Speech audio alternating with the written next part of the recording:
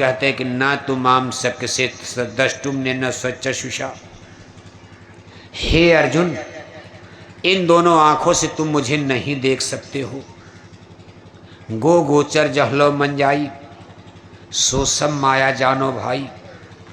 इन दोनों आंखों से जो कुछ देख रहे हो ये सब माया और माया की छाया है। और हे अर्जुन, मैं मायातीत हूँ, मैं माया से ऊपर हूँ, मैं माया के परे रहता हूँ, इसलिए इन दोनों आंखों से नहीं देख पाओगे। अर्जुन ने कहा कि इस समस्या का समाधान कैसे होगा? आगे कहते हैं कि समाधान मैं करूँगा। अब भगवान के लिए क्या संभव है? समस्या है तो समाधान भी भगवान नहीं करेंगे तो आदमी करेगा। कहा दिव्यम ददामि ते चक्षुम पश्चिमेगमैश्वरम।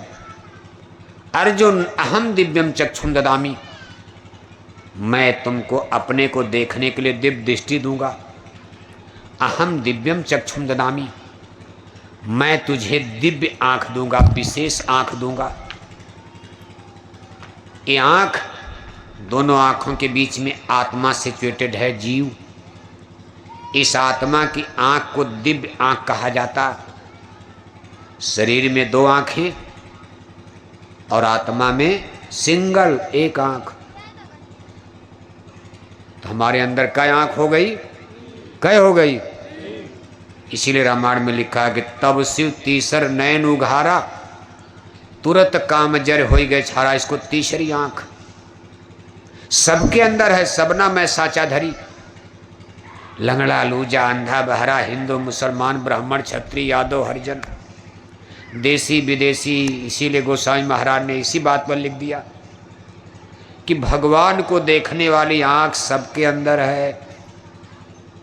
जिसको मानव जन्म में, गाय बैल कुत्ता बिल्ला वो अलग है, लेकिन जिसको मानव जन्म मिल गया सबके अंदर भगवान को देखने वाली आंख मौजूद है। इसीलिए रामायण के रचयिता ने, जबकि ब्राह्मण थे, अगर ये मान लो बड़ी जातियों में होती आंख, छोटी जातियों में न होती, भगवान की भक्ति, भगवान का भजन, भगवान का मिलना, अगर इस पर किसी एक जाति का अधिकार होता, दलित शोषित वंचित गरीबों का अधिकार न होता, तो गोस्वामी महाराज जात के ब्राह्मण थे।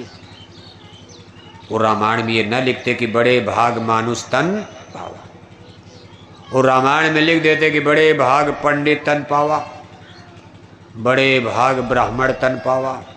ना ना, गोस्वामी महाराज ने निष्पक्ष लिख दिया कि बड़े भाग मानुष तन पावा। जिसको भी मानव जन्म मिल गया, भंगी है, चमार है, हरिजन है, कोई हो, जात पात पूछे नहीं कोई, हरि के भजे सो हरि के होई। निर्मल मन जन सो मोहि पावा, मोहि कपट छल छिद्रन भावा। और इसी नेचुरली कॉन्स्टिट्यूशन, इसी ईश्वरी विधान के मुताबिक भगवान राम को सिबरी भीलनी का जूठा बेर खाना पड़ा। लक्ष्मण ने खाने से इनकार कर दिया और भगवान राम से भी कहे थे, भैया पागल हो गए हो, अरे आप अयोध्या के राजकुमार हो, सूर्य वंश में चक्रवर्ती नरेश, अवध नरेश राजा दशरथ के वंश में आपका जन्म हुआ। कोसलेश दशरथ के जाए, भले जंगल में हो, लेकिन आप राजकुमार हो। ये भीलनी है। भीलनी माने जिसको उत्तर भारत में मुसहर कहा जाता, दक्षिण भारत में आदिवासी कोल भील। इसी वंश में हनुमान, अंगद, जामन, सुग्रीव सबका जन्म हुआ था। कोल भील, भील और भीलनी, पुरुषों को भील और औरतों को भीलनी। भालू बानर सींग पोंछ वाला नहीं, कोल भील, जंगल में रहने वाले, बने बिचरती बानर, जंगल के रहने वाले नर जो बेचारे गरीब गुरबा जंगल में। कहा एक तो जात की भीलनी है, दूसरे जूठा करके दे रहे, देख रहे हो, दांत से काट के दे दिया और उसी को खा रहे हो। भगवान राम ने कहा लक्ष्मण बोलो मत, पहले खा लेने तो, बड़ी भूख लगी है। भगवान को भूख लग गई। भगवान भाव के भूखे हैं, उनको क्या भूख लगेगी।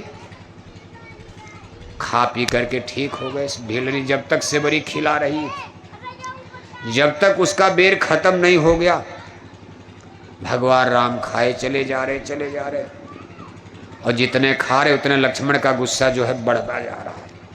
लक्ष्मण तो क्रोधी थे, लेकिन भगवान राम मुस्कुराते खा रहे हैं। बाद में लक्ष्मण से कहा था, लक्ष्मण मैं ब्रह्म हूं,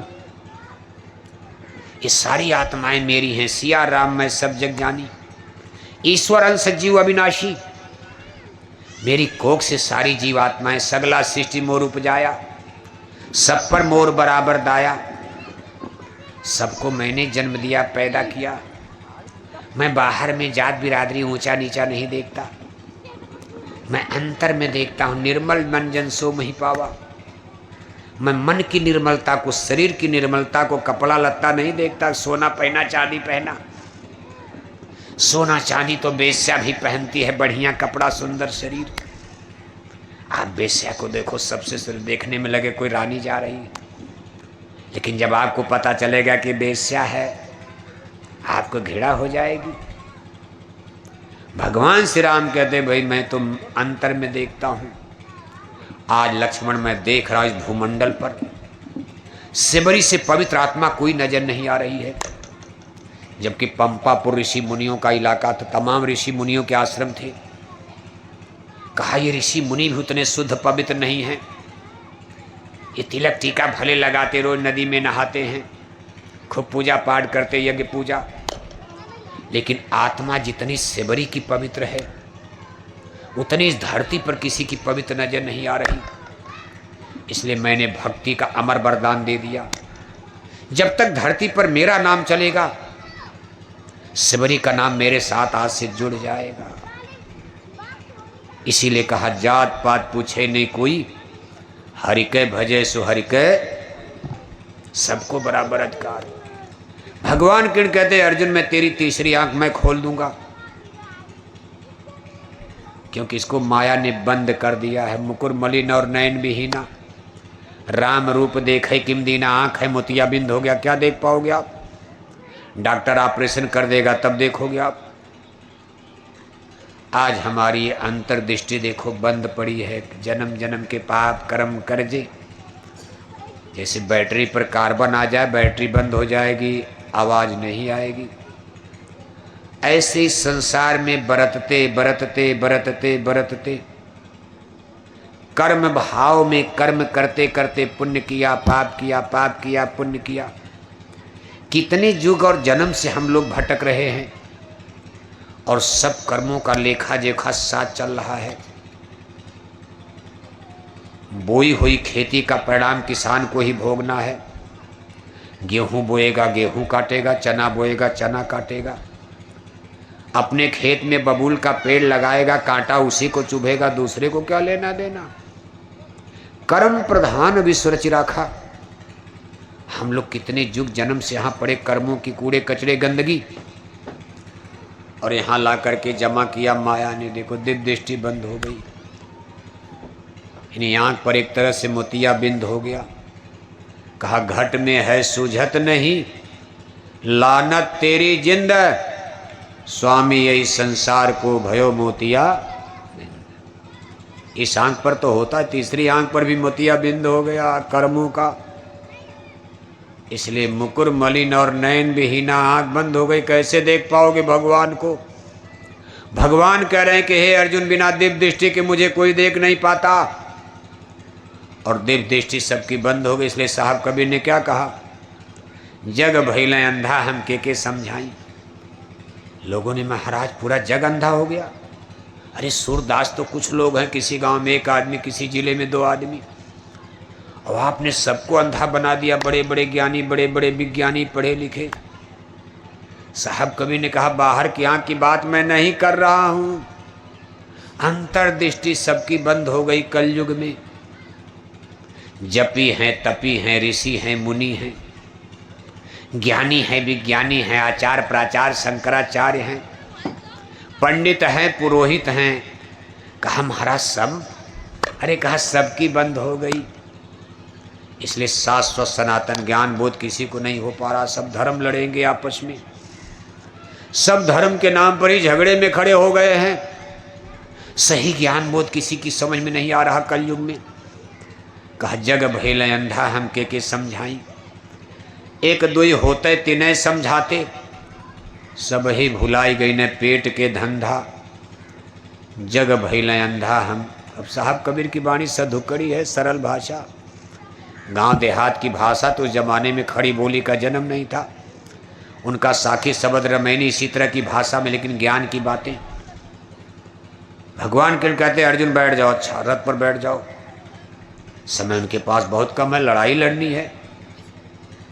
कोई 2-4 घंटा पूजा करवाना नहीं है कि बैठ करके योग करो ध्यान करो, तब तक तो युद्ध शुरू हो जाएगा। उधर दुर्योधन को जल्दी है कि लड़ाई शुरू हो जाए। दिन निकल गए, सूर्य नारायण निकल गए, भगवान भास्कर कहते पितामह देर क्या हो रही, बिगुल बजाओ। भीष्म पितामह कहते भाई जरा ठहर जाओ। अर्जुन और कृष्ण में कुछ संवाद हो रहा है, कोई सुन नहीं रहा क्या बात हो रही। दोनों सेनाओं के बीच में रथ खड़ा है। अर्जुन हाथ जोड़कर, इतना तो लोग देख अर्जुन गड़गड़ा रहे हैं, गिड़गिड़ा रहे, हाथ जोड़कर माफी मांग रहे। तो लोग अंदाजा लगा रहे भाई ये क्या तमाशा, हाथ जोड़े खड़े हो भगवान क्यों ललकार रहे हैं। अरे ठीक है ऐसे नहीं लड़ो, युद्ध करो।